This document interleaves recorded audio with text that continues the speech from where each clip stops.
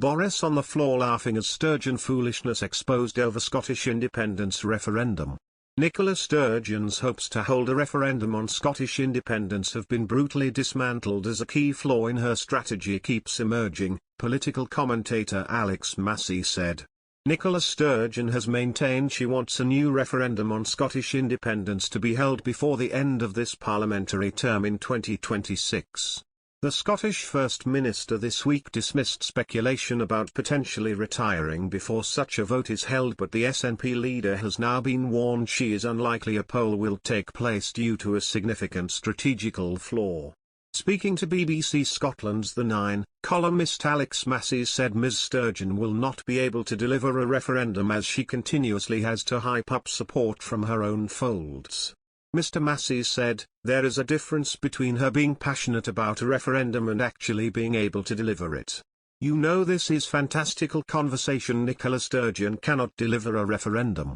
She has to lead her supporters up to the top of the mountain every so often just to keep their spirits up, but it does not change the fundamental reality.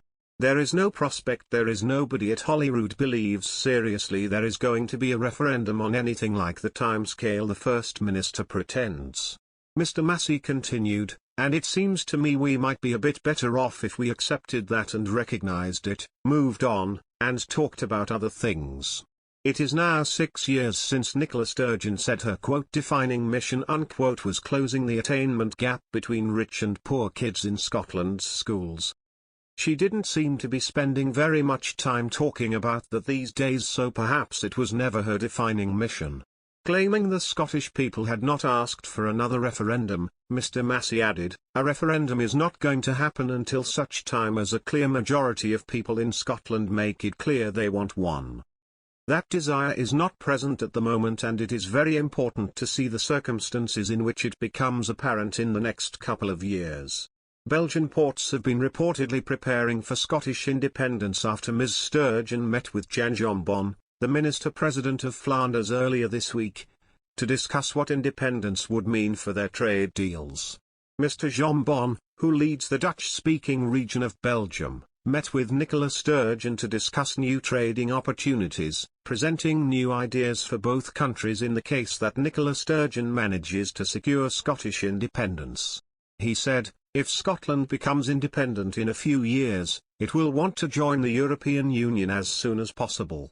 From then on, she will no longer want to have her exports go through England but to ship them by sea directly to the continent. This is a huge opportunity that Antwerp and Zeebrugge must already anticipate now. Our ports must be ready to become at that time the main partner of the Scots. The last YouGov poll on support for independence found 46% of the 1,060 respondents were in favour of Scotland leaving the United Kingdom. Professor John Curtis, the country's leading polling expert, said that Sturgeon is at risk of looking like a politician stuck in second gear despite the SNP's continued position as the party most Scots would vote for. Writing in The Times, which commissioned the poll, Curtis said, while she may still be Scotland's most popular politician, albeit not as popular as earlier in the pandemic, who leads by far and away Scotland's most popular party, albeit one dependent on the Greens for its Holyrood majority, there is little sense of progress towards its ultimate goal of independence. Sturgeon's peak popularity in August 2020 came at a time Scotland was opening back up after the first national lockdown. The First Minister was making daily televised media briefings on the state of the pandemic. The latest YouGov also found that voters had dropped independence to 8th in their list of priorities, with less than a third of SNP supporters seeing it as a key objective of the Scottish Government. Support for independence versus the Union remains almost deadlocked at 50-50, although the survey found the pro-Union side retains a narrow lead. The SNP leader last night said she had no intention of going anywhere and insisted she would fulfil the mandate voters had given her at the Holyrood election. However, political opponents have suggested she will not serve a full term, which ends in 2026. Her suggestion recently of an interest in becoming a foster parent fueled claims she has an eye on life after politics.